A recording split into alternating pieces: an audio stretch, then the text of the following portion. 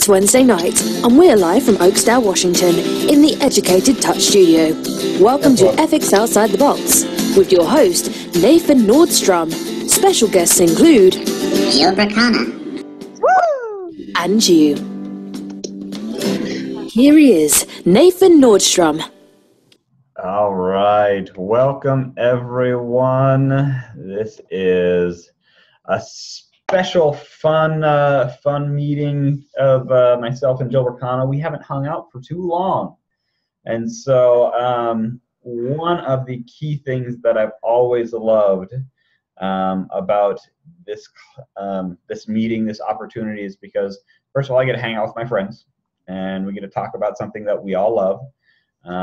And with that, I get to then see what my friends on Facebook Live are talking about, what everyone feels relating to this subject. Today is actually a really large one. I'm hoping we'll be able to get it done in an hour. If we don't, I'm pretty sure you guys will keep talking about it on Facebook Live and other places. But today we're going to go through and we're going to hit number 16. But before we go, Jill Bracana is my guest tonight. She is the owner of the Bracana Institute in Colorado, and she has been on NCB board. She ran schools in other countries. She's just crazy and all out fun to hang out with, especially when we get down to conventions and smiling and playing around. She has a positive influence wherever she goes. And so, Jill, how are you today? I'm doing great, Nathan. Thanks so much for having me. Yeah, thank you for being here. So how is the school? What else are you doing? What's exciting and news in your world? Oh, so much. Well, the school's in full swing right now. This is my 4th campus, and this is the 2nd class that I've taught in this location. And it's beautiful, and the students are happy, and everyone's working really hard. So we're enjoying our time together. So 4th campus that are currently running? No, this is my 4th campus. I only run one. I was going to say, There are not 4 of me. So, but this is the campus, I like to call it the campus of no compromise. So I'm really loving it here, and it's very functional for our needs, and we're getting the work done. So. Wonderful. Yep. Wonderful. And you're putting out graduates. How many have you had in this campus now? In this campus, let me see. This will be about 30. I have 350 graduates worldwide. Awesome. Awesome. Great to have them. I was just actually talking to some spa owners specifically who were talking about the shortage of massage therapists in this country and how hard it is for owners of franchises and owners of clinics to actually hire enough massage therapists. And it's always good in my mind to see graduates from schools that prepare them for not only the test, but truly for life as a massage therapist. And that's something that I've always respected, is that you care about your students and you connect with your students, not only how to really be successful in the exam, but how to be successful as a massage therapist. So thank you for that. You're welcome. It's a real privilege, and we also feel that we're gatekeepers for the profession, and we take that very seriously. So we have a huge responsibility to prepare these people to touch people in the way that we have the honor to do. And it's a big job. So we're not just going to sign anyone's diploma. We have to have people that show up with quite an impressive set of qualities, just human qualities, before we decide to train them and help them learn what they need to enter this profession. So we're excited about it, and it's a lot of fun. It's a ton of hard work, and we're still looking to connect with more and more people that are inclined to do this kind of thing. Awesome. That's awesome. Yes, we need more qualified and good massage therapists. Yeah, I'm telling people right now that there's not a better time. There has never been a better time to get into this field. And we're looking for good people to join us. So if you have interest, start looking at the schools, start asking questions, because the need is now. And we would love to see more and more quality people get into the field. Well, speaking about how to keep those quality people in the field, let's start looking at this code of ethics, the wonders that we have as massage therapists.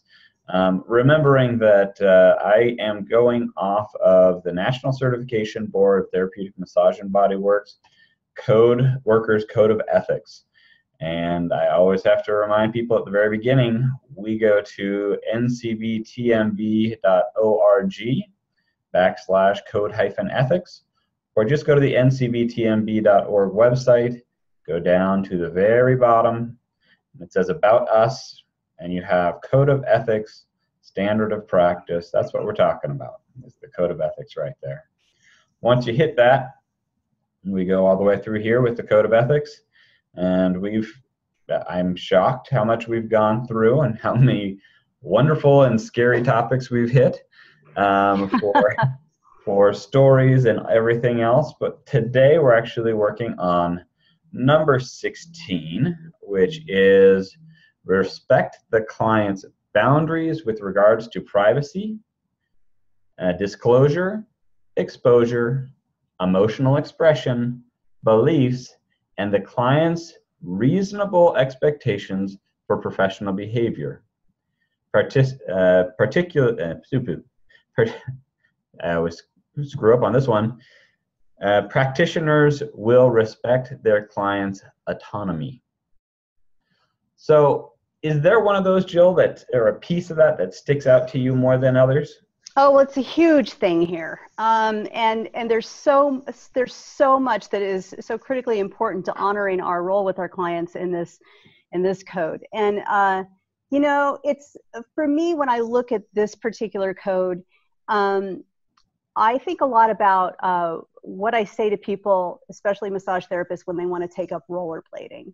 So when a massage therapist wants to take up rollerblading, they have to wear wrist guards, because it's not if they fall, it's when they fall. Yep. So with this particular code, it's not like you learn this thing and put a big check mark on it. If you're not mindful constantly throughout your entire career, you will slip and you will fall and you will mess up on this stuff. So you have to consistently, it's as if you're creating a vault that you are put in this responsible position where this person is going to share their life with you, and it's nobody else's business. So with that, when I'm teaching this to my students, I tell them, you know, I know this sounds weird, but if you give a massage to somebody and then the next day you see them checking out cereal in the grocery aisle, you're not going to say anything to them. You're not going to acknowledge them. You're not going to make eye contact. You're not going to motion at their neck or anything like that unless they approach you.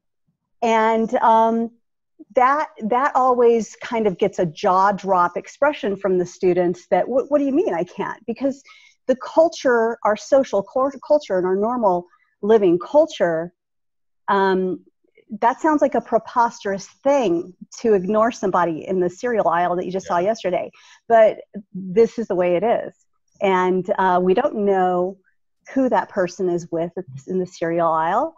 And maybe they don't want that person to know that you had a massage, or who knows what their story is. But it's not up to us to breach that confidence and that trust and that promise that we put into place with them. I love the concept that you don't want your proctologist coming up to you in the grocery store and asking you about that thing.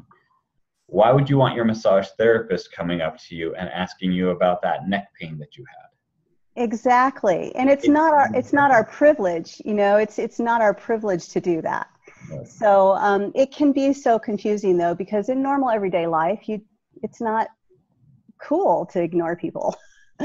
Well, so it's good to explain these things to your clients when you see them, because some clients actually may be hurt or confused if that happens. So when you first meet with a client, it's important to clearly explain to them, these are our limitations and this is how I'm going to behave if I see you out there in the world. And so I hope that you won't be offended by that. That's just the role that I'm going to be in your life. I like that you connected this with life practices too, because it really is, it's more than just, you're not going to have sexual relationships with your clients.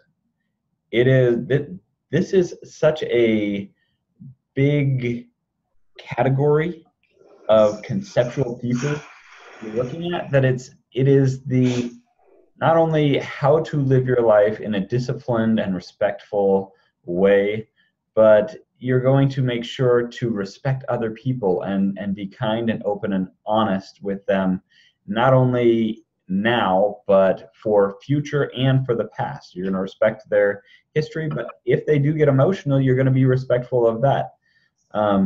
There's a lot of ways that I've seen this one go wrong. Yes, and especially now with social media. This one goes wrong a lot in social media because, people want to brag, or people want to, kind of stroke their ego about who they're working with, or who they massaged, or what condition they saw, or what they helped solve for somebody. And then they put it out there on social media, and that's completely inappropriate. It's not allowed.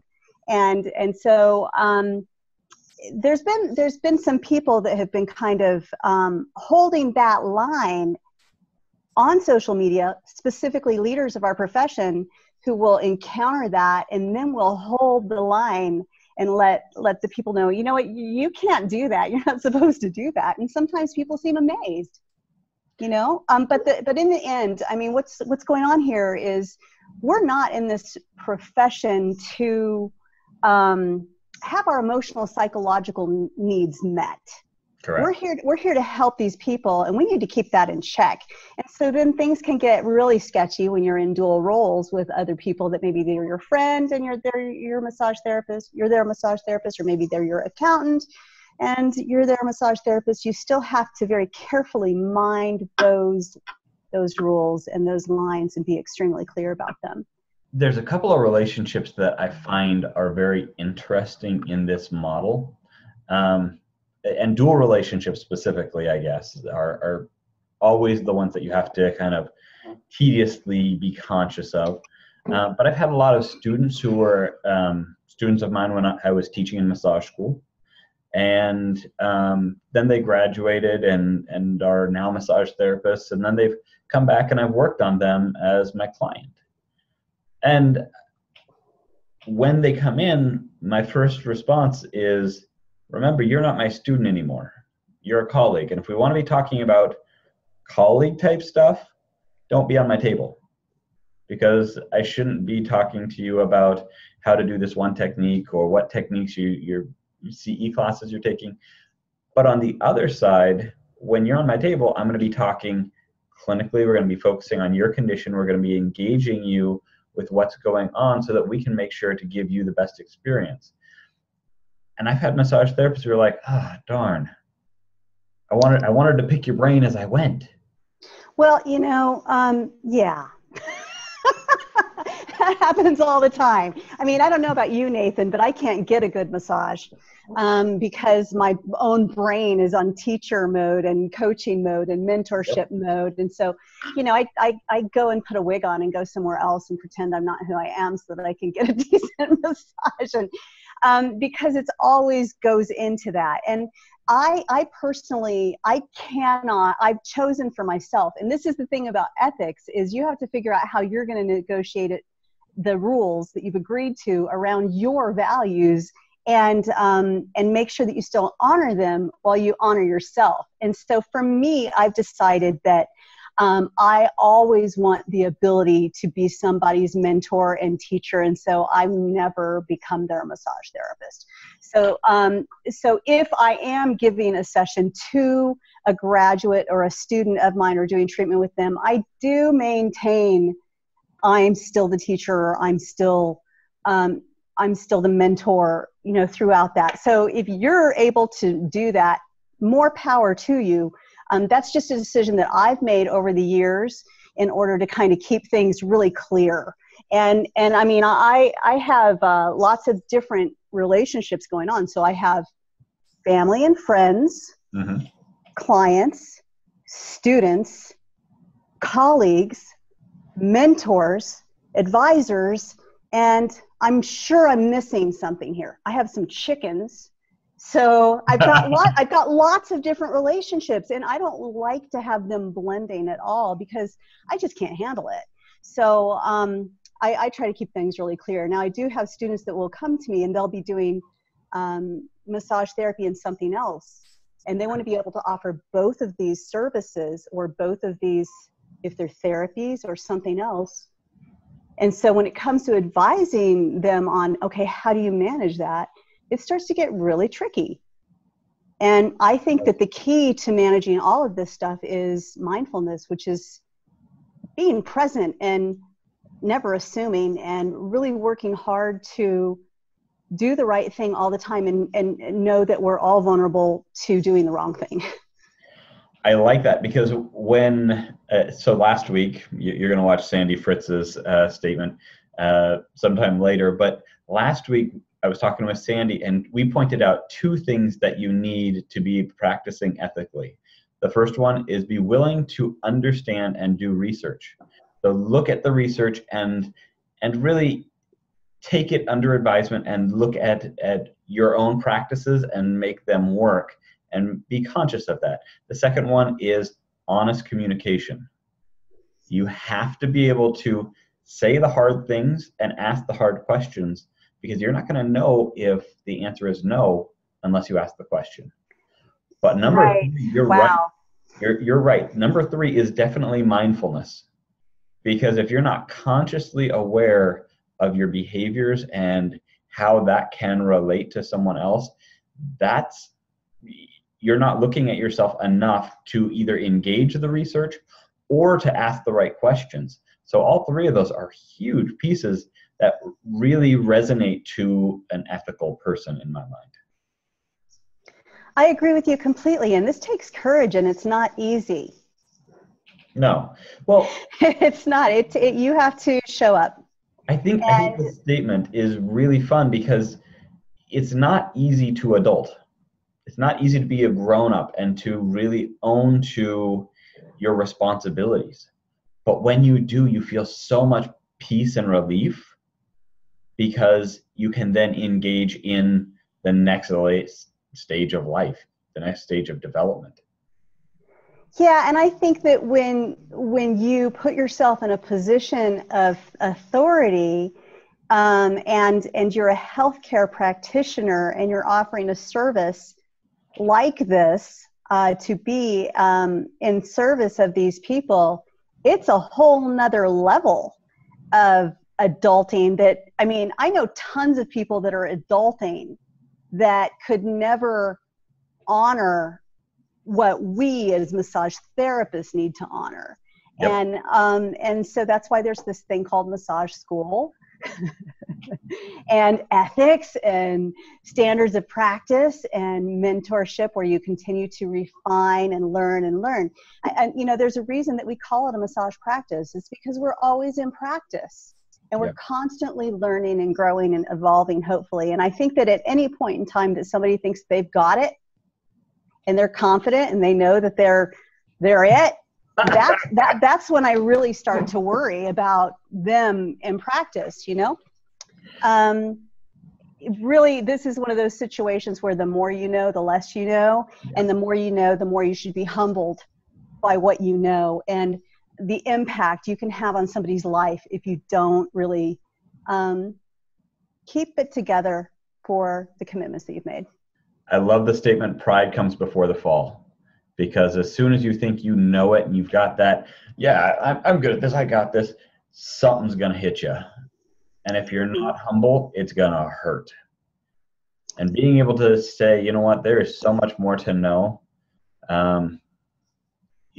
I recently did a training actually earlier this week, and there were several massage therapists there. And we had massage therapists who had been in practice for 20 plus years, and massage therapists who had been in practice for almost 30 years. And a majority of them were fairly new in practice. And to teach that group, the new students, were so excited and engaged and wanting to know more and trying and attempting new stuff. And then you looked at those students who had been in school 20 plus years ago, and you had like bipolar responses. People are like, oh, I'd love to figure this out. Let's try. Oh, I have this experience, so that relates to this. And then, yeah, no, I know this kind of stuff. No, I've already done that. Well, there is resistance to change, and there's resistance to, having to acknowledge that, oh, things have maybe changed since I went to massage school, and maybe I need to get updated. And sometimes people will take offense when they find out that they're doing something wrong. And I'm one of those people. So I have been a person, I've been in the profession now for 29 years. Yep. And when I went to school, I wanted to believe everything that my instructors told me, because I put them on a pedestal and I worshiped them, and I thought they were everything, and they were at the time. They were everything. But things change. Technology. I mean, look, we didn't have the internet when I went to massage school, and things have changed, and I've had to constantly update myself, and I have to constantly update my curriculum.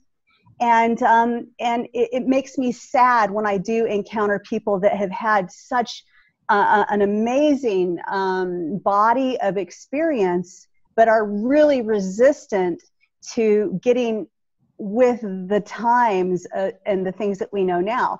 Because until we all get on the same page in terms of mythology, in terms of ethics and things like that, we're not going to be recognized as legitimate healthcare. And that's the only way that we're going to get massage therapy to the people that need it the most. And I think that one thing about this code that really stands out for me is the piece about that kind of is, let me see if I can read it here. Let me put it up here for you. Can you pull it up? Yep. Let me hit that right there, and we'll share that screen right here. Respect the client's boundaries with regards to privacy, disclosure, exposure, emotional expression, beliefs, and the client's reasonable expectations of professional behavior. Practitioners will respect the client's autonomy. Yeah, the beliefs part. Oh. So can we just hit on that? Because, you don't go to your dentist and they don't talk to you about God, or they don't tell you about their religion. They don't tell you about what you should eat. They don't do those things. And massage therapists, we can sometimes do that. I mean, I know when I go back in time and look at massage therapy, we were doing tarot cards for our clients. We had crystals under the table. I've had massage therapists say, here, drink this special crystal infused energy water before your session. I've had people hold my head and do incantations to bring in my spirit guides and all of this stuff. And, in the 90s, that was pretty cool, but it's no longer cool, and it's no longer okay. And that's something that I still feel that a lot of our community needs to kind of embrace, that yes, it was all right then, but no, it's not all right anymore, and we need to stop. We can't just poke one side of this beast, though. Okay. Because the other side of the beast is, I went in for a massage this was several years ago, and when I got on the table, the question from the massage therapist, are you Christian? And my response was, yes, I believe in Jesus Christ. And she says, oh, good, I'm going to pray over you. Yeah, that felt awkward. That felt like there's this It's challenge. The same thing. It's the same thing. You're exactly the same thing. We're not clergy in any way. Now, if somebody is an ordained shaman and they have a certificate from the shamanistic school of shamanistic studies, and they went there for 2 years and they're advertising that, and then the client comes in and says, I want you to shamanistically do your shaman thing, and also I want a massage, and there's consent, and it's really clear, and it's legal and all of that. That's different than just assuming and just doing that stuff with your client. So, Absolutely. you know. And I find arguments that massage therapists will have inside this one where they're talking about regards to disclosure, exposure, and then beliefs. When we look at disclosure of clients' information, I mean, that's in my brain when it comes down to clinical aspects, there's a no-brainer here. That's HIPAA. There's a straightforward, this is what you can and cannot do. To me, it's very black and white. But I understand some massage therapists live in the gray, and I like to get as black and white as I possibly can on disclosure.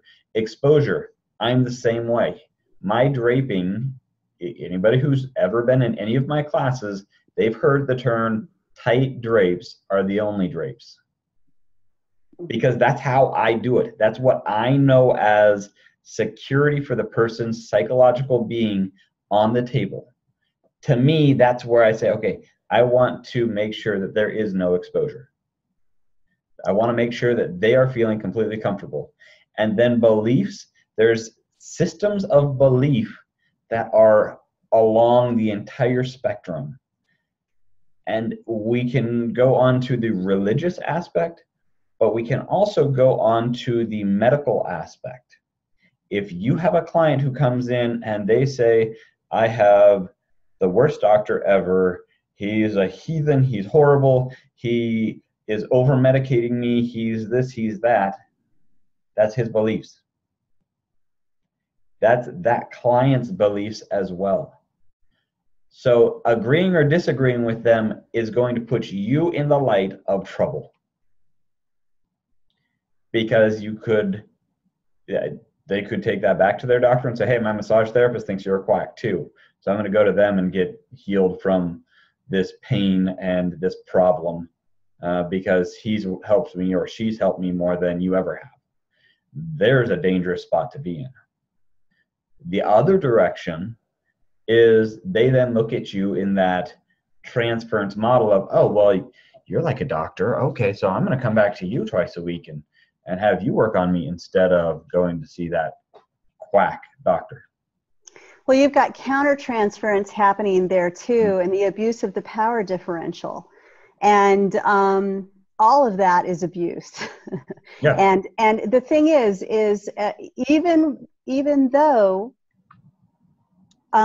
this is very challenging, hard, and it's a slippery slope all the time. Yep. We have to watch our thoughts. Yep.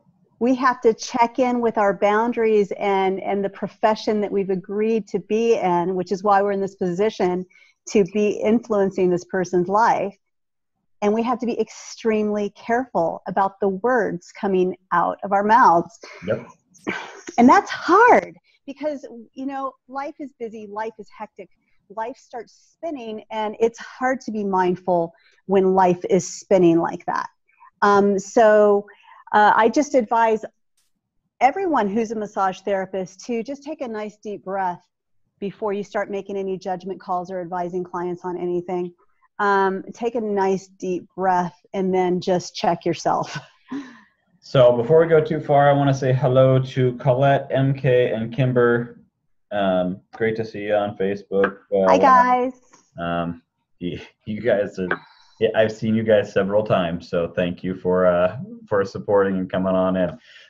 So there's another category here that I think are statements specifically, and that is professional behavior. When we start looking at massage therapists and their category of professional behavior, and we say, okay, well, there's professional for this environment and professional for that environment, and they're different. I have to disagree. I agree with you. I agree with you because, you know, if you go to a wedding and it's your client's wedding, and you're a massage therapist, and everybody out there knows you're the massage therapist of the bride, and you get real drunk and you dirty dance with the groom's brother or whatever, you've just represented the massage therapy profession. Yep. And so we do have a responsibility to stay. If somebody knows we're a massage therapist, Yeah. then we have to represent ethical professional behavior whenever we're holding that sign. And that sign goes with you to a lot of places. This is my sign. Right, that is your sign. If I mean to or not. I had an ethics class several years ago where we were talking about that type of model. Actually, the story went along where there was a massage therapist who got invited to her client's son's birthday. And the question was, would you go? And when we came back together, I noticed it was a very heated discussion in the small groups. And so I said, so what do you guys think? And just about half the class ratted through were like, never. I would never go to my client's son's birthday party. And the other half of the class was just as heated the other way. Well, of course I'd go to my client's child's birthday. And they really kind of pushed on it. And I got them to calm down for a second. I said, let me see something. How many of you are in a small community that you practice in? And half of them raised their hand. How many of you live in a big city where you don't connect with your massage clients very often in other ways? The other half raised their hand.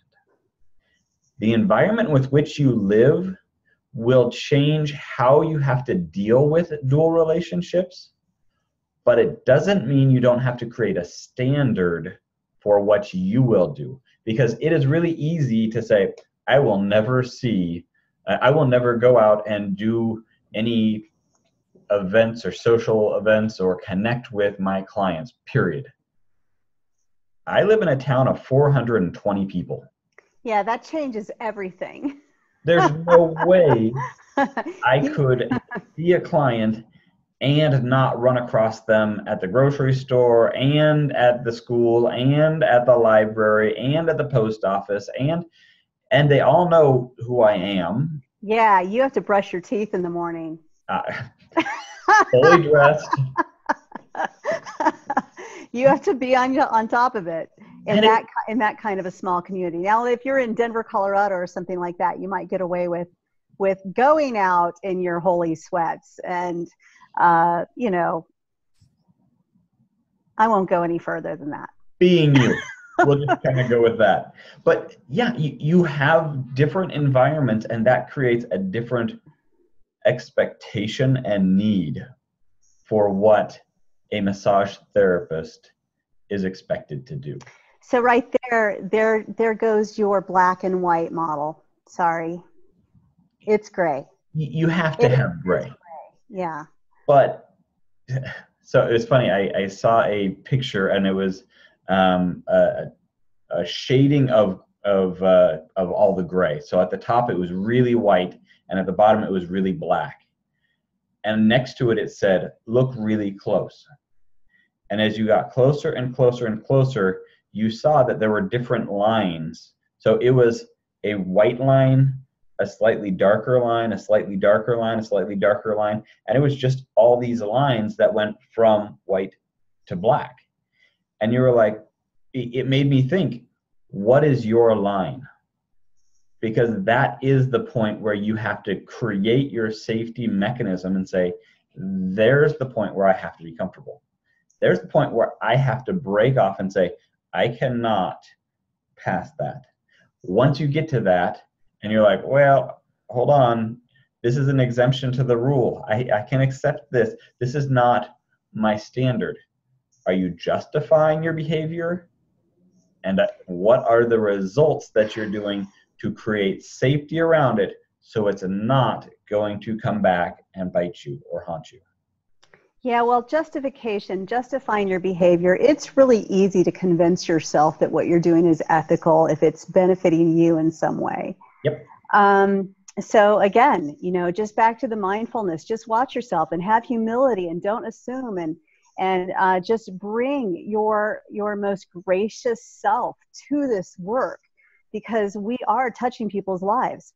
And if you make mistakes regularly in terms of these ethical codes, you're going to damage people. And that's the worst thing.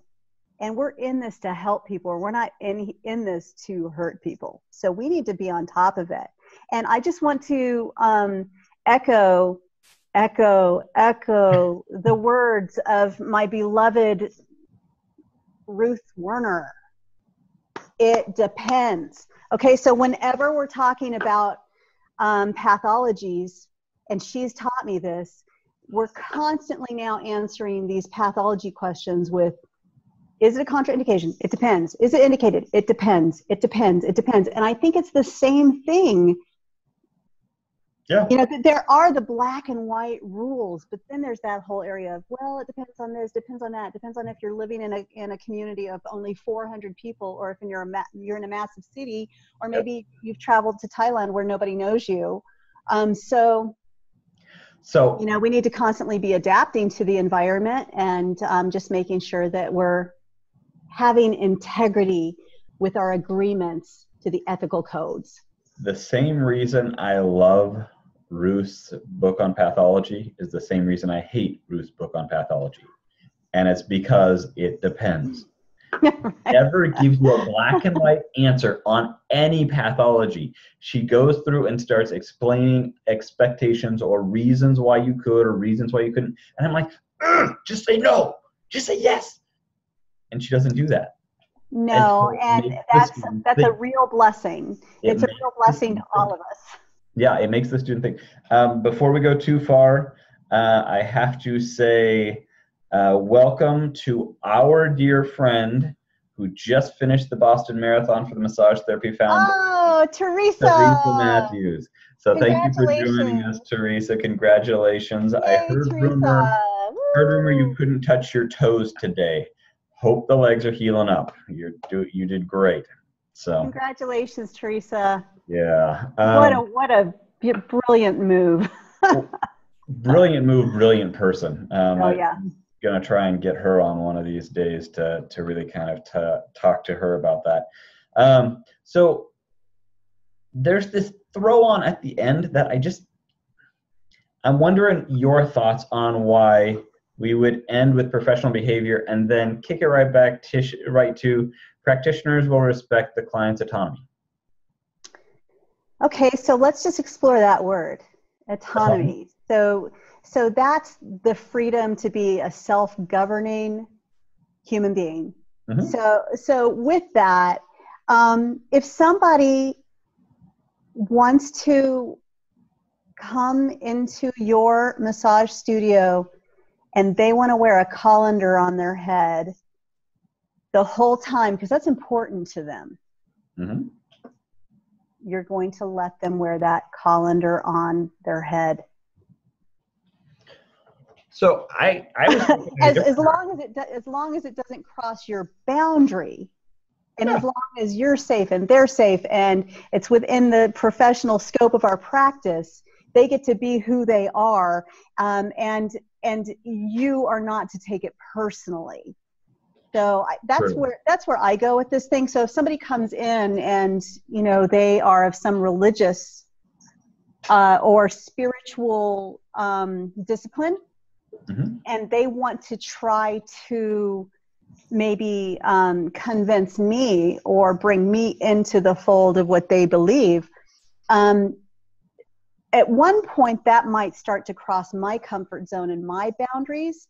And so I would find a really loving and professional way to let them know that maybe I wasn't comfortable, or maybe we're not going to talk so much right now.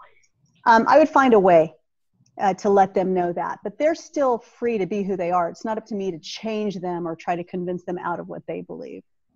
So I took autonomy a little different way. It is still the same word, and I agree with that. I think that's a really important piece to it.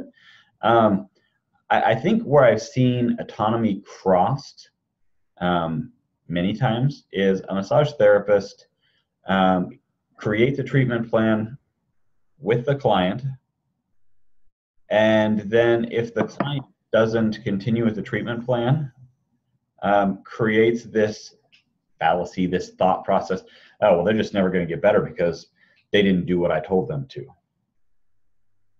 It's their treatment plan. They may have other ideas. They may want to break that treatment plan at any point, and they can. And you can't force people to do the thing that you think is best, because they have that autonomy to create a structure and a purpose. And that special uniqueness that is them allows them to have the freedom to go through and say, hey, here's what I'm at. I like the concept that how they dress, how they connect, what they do, what they say, what they wear. I've talked a couple of times over the years about a client that I had who came in, and he was on an insurance, and so he came in, and I asked him what went on, and in the car, and he was in a drive-by shooting, and he got shot. And he was in the car that was doing the drive-by shooting. And every third word was something other than the F word. And so it was dynamically, it was difficult for me to connect and communicate with him, because I didn't feel like I could communicate fast and have him understand. Because as I would kind of talk to him and say, okay, so here's what's going on, by the end of the session, he had left, and I was frustrated. I was annoyed because I wasn't able to feel like I was doing a successful job because of the choices that he made and the things that he did. And what was I doing? I was stifling his autonomy as well. Yeah, that sounds like a really tricky situation, and that makes me think of Carl Rogers. And I love him, and I learned about him just recently, maybe about 5 years ago, that and we implement his philosophy and approach to this kind of a situation with his standard approach to everybody with unconditional positive regard. And it can become incredibly frustrating when you want to help but you can't, but we have to understand our limitations, and that there's going to be a wide variety of people with different types of trauma and histories that are going to come our way, and we are not going to be equipped to help everyone, but we should offer that unconditional positive regard to every single person, do our best, and if we can't, then we need to refer to others who can support from their profession, their professional knowledge base and scope of practice. So, I mean, that sounds really like a frustrating situation, but I think that it's important that when you encounter a situation like that, to take a deep breath and not take it personally. Yeah. And know that it's not a reflection on you that you couldn't do what you wanted to. You wanted to help, but you know, this was in a unique circumstance, and that's the way the cookie crumbles sometimes. There's another story that I use in my ethics class from a person I knew. It's really great. The story, a client came in, and he was very heavily tattooed, and he was a male massage therapist with a young family, and this was the last client of the day. And his wife and kids were going to come pick him up at the end of the session as he got things going and got things out. And one of the tattoos that this individual had was across his forehead. It was FU hashtag asterisk exclamation point across his forehead. And the massage therapist stayed centered, stayed focused during the entire session. And then right at the end of the session realized, how am I going to explain this person's tattoo to my kids as I'm walking him out of the office so that he can get to the car, and then and he got self-conscious, and he closed the session a few minutes early to try and avoid that scenario of having to explain to his kids tattoos and what it means across his forehead and all that. And he brought this to me because he felt guilty. And I love guilt. I think guilt is an amazing tool, because once we feel it, I go through ethical dilemmas as well. When your gut goes, ugh, there's something that you're trying to be taught. And you have that opportunity to step up and do something better if you just engage in realizing the next step that you have to improve. But Nathan, you just said I love guilt. I do. I think it's great. I just want to point that out to you. Maybe you need to get a tattoo that says I love guilt. I love guilt. Very successful. But I hear what you're saying here, and maybe that person shouldn't have his kids crossing paths with his clients. Yeah, and that's the boundary that so as he was going through, he was like, should I just never have my family pick me up? I'm like, is that the boundary you want to set? And he's like, well, no. Okay, so what boundaries do you set? And he had no clue. He couldn't even comprehend how to make it all work. And so I said, why are you afraid to talk to your kids about people's choices? And that really hit him in the gut, because he was like, oh, yeah, I guess I don't want to talk to my kids about alcohol. I don't want to talk to my kids about cigarettes or this or that. And his guilt kind of all imploded when he kind of went, oh, well, if I just talk to my kids freely and openly, that will get rid of a lot of this issue, won't it? I don't know how he did after that, but that's one of those things where if you still have a gut instinct or a gut response to something, then there's something deeper that you have to play with.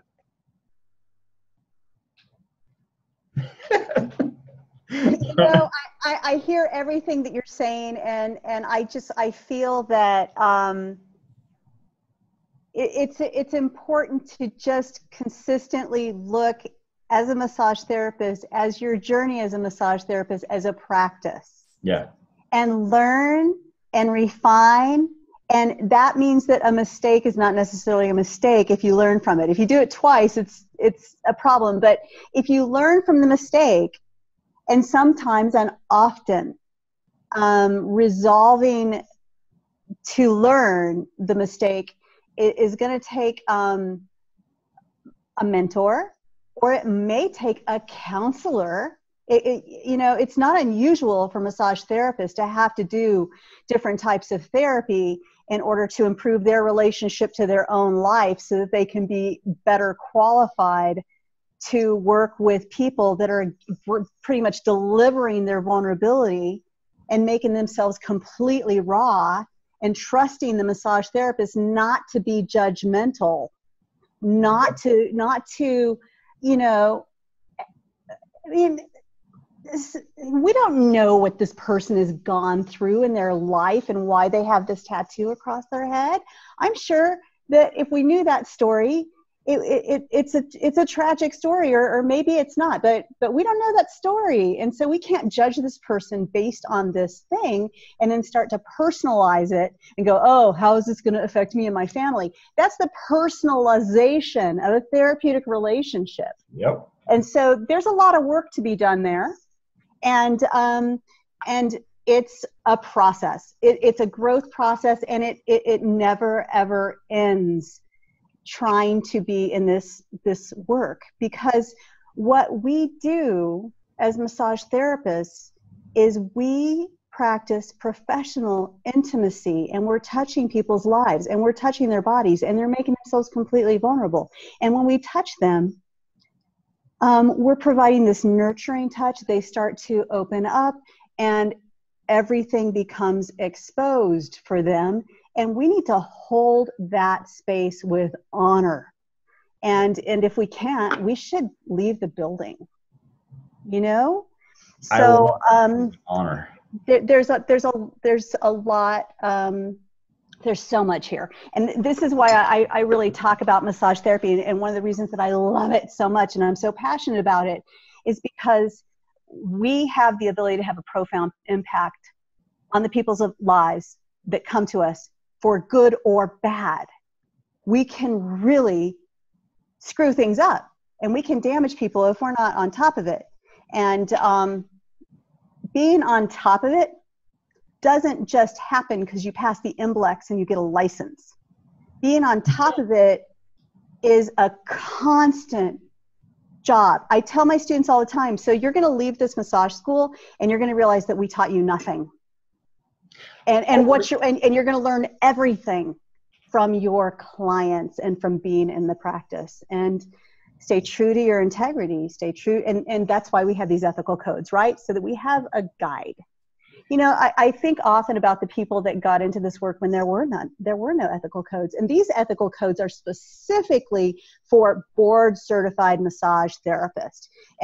And for those who are watching who don't know what that is, that's a voluntary credential that you have to do extra work to achieve. And it says that you have gone the extra mile to adhere to these ethical codes, to stay current with your ethical training, to stay current with your ethics and research, and also to be on the side of the force that is against human trafficking in our profession. So I don't know if that was mentioned before. I'm sure it was a bunch of times in your other podcasts, but these are the board certified certification ethical codes, and I'm proud to be a board certified massage therapist and have these ethical codes represent what I'm striving to be.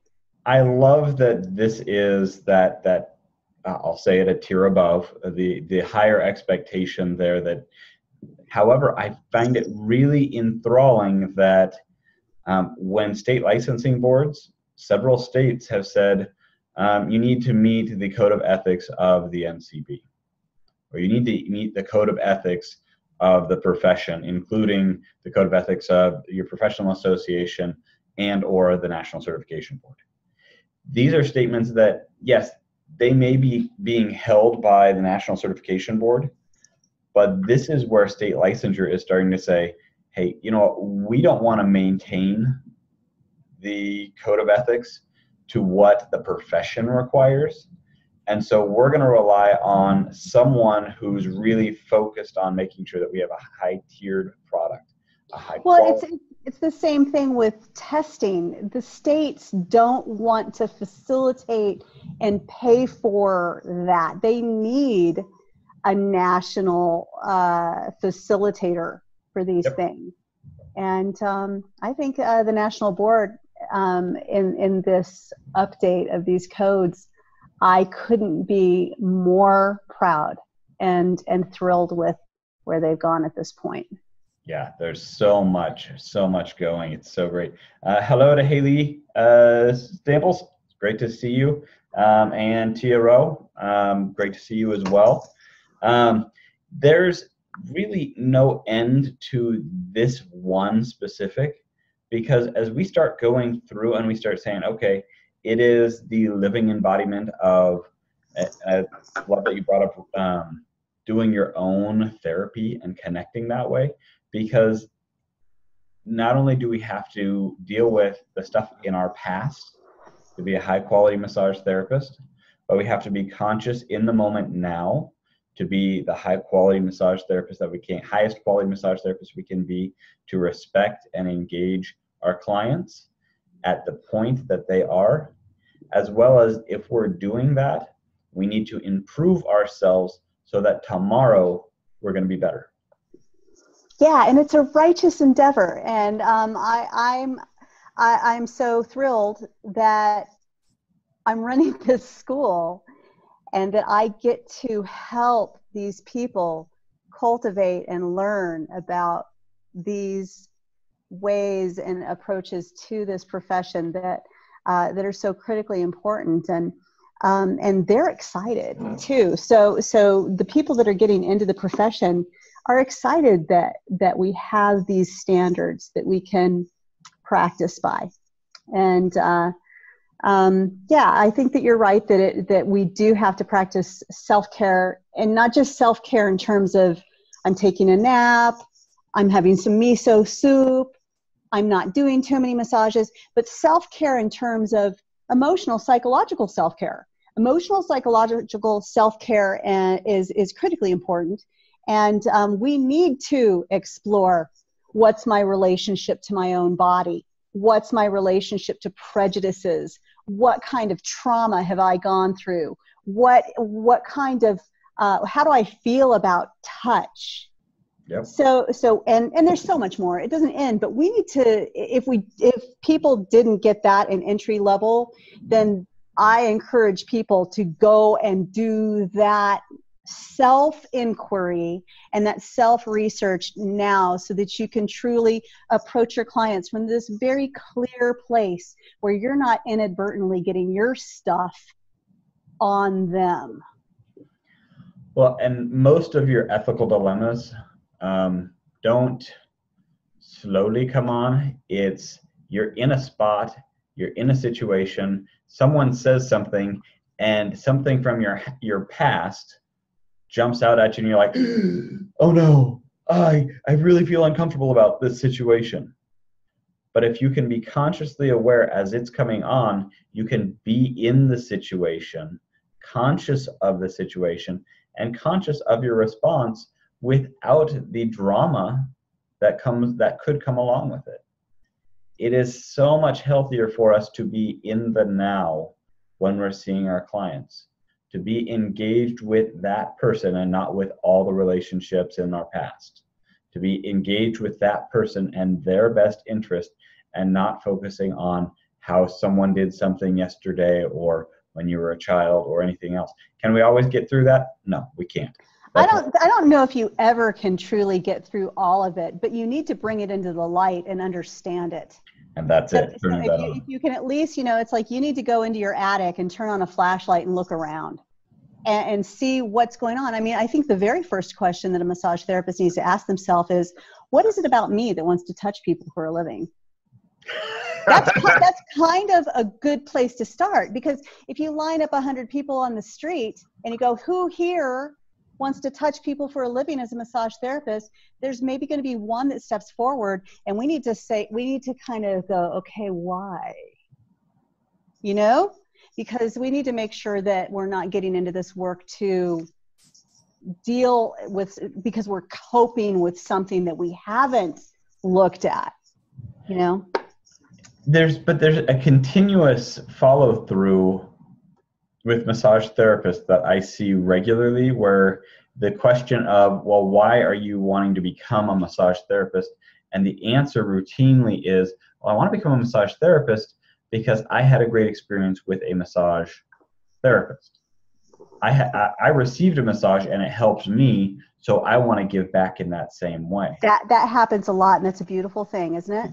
Yeah. It's the true concept of I've received, so I want to give. It's that whole circle of life mantra that really supports us and kind of connects what massage therapy can do. So we're coming up on an hour, and I want to read this one more time just so that we're all on the same page, see if anything bumps up at us again. But number 16 is respect the client's boundaries with regard to privacy, disclosure, exposure, emotional expression, beliefs, and the client's reasonable expectations for professional behavior. Practitioners will respect the client's autonomy. Jill, I think we covered a lot.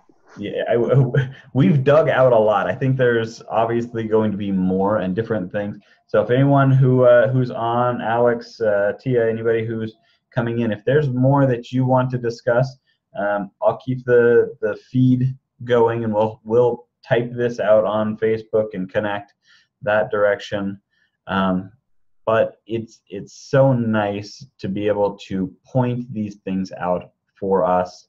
and open it up, because so rarely do we have a bunch of massage therapists get together and talk about ethics for an hour.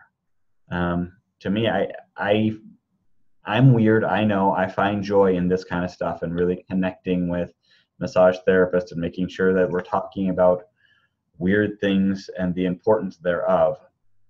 Hey, well, this is our life's work. Yeah. So it's not weird. We love it, and it's what we hopefully know a bit about.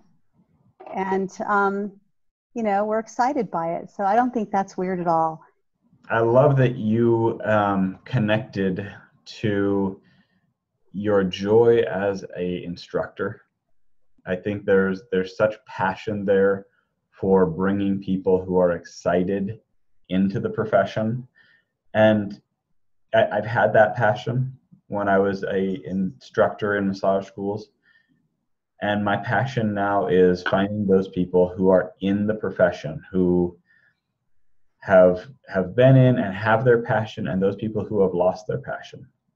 And it is so much, I feel so much joy working in a place where I get to affect so many massage therapists and really support them from the top down and give them options, ideas, and possibilities. And going out and teaching massage therapists 50, 100 at a time about their best skills, their best tools, and how to really think ethically. I'm glad we have our passions. And I'm glad that there are massage therapists who are out there who say, you know what? I don't care one bit about teaching. I want to be on the ground, touching people constantly. And that's a beautiful thing. I think there's that. Well, that's who I was. I was that person. And I was that person for 18 years. And it gets to the point where you have to pass the torch. Yeah. And passing the torch is extremely exciting. And I mean, I love the thought right now that I have helped to influence probably over 1,000 massages that happen today. And there's a little tiny bit of me in those 1,000 massages that happen today, and that's thrilling. And I also still love to give massage. So I still have a very small client base, and I didn't for a while. And I realized that even as an instructor, it's really important that you keep doing the work. You fail on yourself if you don't get an opportunity to touch clients. I've seen that time and time again, as whenever I take a break and I'm like, I got to get back and work on someone. So it's hard to close out a practice completely. I don't think it happens. So true. Yeah. Awesome. So thank you for joining me once again. I really appreciate it in this adventure that I have this year. But thank you, Nathan. I appreciate it. It was nice to meet you. Thank you, Nathan. The hour has flown by. We hope you've enjoyed this discussion with Ethics Outside the Box. As you've seen, Nathan uses many second-hand stories of ethical situations. If you'd like to share your story or you have any questions, feel free to contact him and Nathan at educatedtouch.com. If you'd like to register for next week's live webinar, go to shop.educatedtouch.com. Under live webinars, you will see all upcoming webinars. If you have just watched this video and would like continuing education for home study, you can go to shop.educatedtouch.com under the home study options with the date or episode number to receive your exam. If you would please like this video and subscribe to our YouTube channel, we will keep you up to date on new videos. If you'd like to attend one of our live courses, you can find upcoming scheduled events at www.educatedtouch.com. Thank you for joining us today.